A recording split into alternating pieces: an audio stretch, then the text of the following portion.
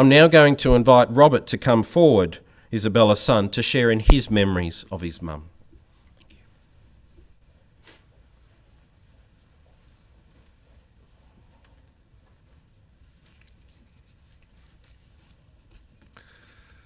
G'day all, it's so nice to see so many people, and I know everyone loved Mum, and it's good to see everyone. It's a pity that we only see each other on these occasions with the family, but as Chris has sort of covered the memory, I just thought the family history, I thought I'd just try and give a few little snapshots of history from. Probably do need to expand on the aunts a bit. You know, the aunts, Dad and Mum lived with the aunts for 10 years while they saved up for the house in Heathmont. A Heathmont that no one would recognise now because it was all apple orchards, single track road and a general store back in 1956. But at the end of their lives, the aunts lived with us and Mum repaid them for their hospitality in full measure. That was one of Mum's best features, was her absolute loyalty to family and friends. Her other main job, of course, was to stop Dad from spoiling his kids too much. The Scottish would come out in Mum. The German would come out in Mum when discipline was necessary, and Mum did end up with the nickname Bismarck after the famous German battleship, for anyone who didn't know it. And Mum actually got to rather like that. As in, you know, there's probably still a Mother's Day card. When I first learnt how to use a printer, there's a Mother's Day card with a picture of the Bismarck.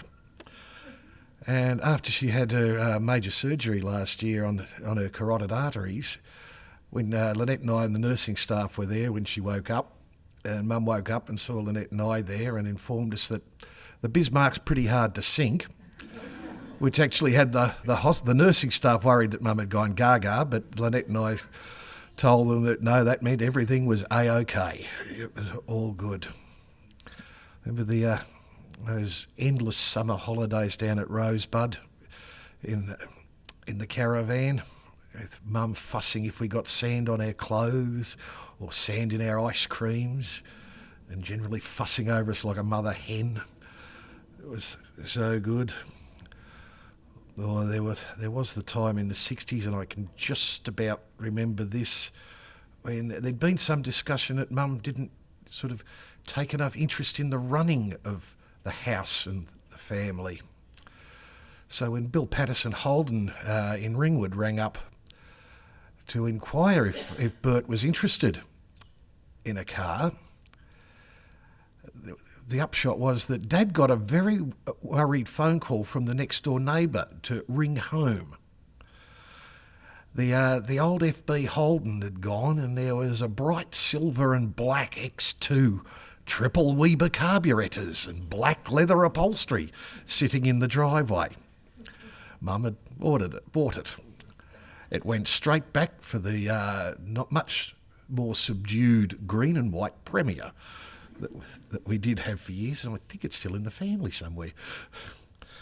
What can we say with Otis? You know, that was one of the things when Mum was a bit tired or a bit ill. I'd gone from occasionally being called Tom. That was okay, I could handle being her brother. But occasionally, towards the end here, I was Otis. It became especially worrying when Lynette became Otis as well. And some discussion between my sister and I about the reading of the will could be downright entertaining. When she wasn't accusing Lynette of being too sooky for Otis, Mum absolutely doted on that dog. Lynette's nearly as bad, but Mum was worse. Yes.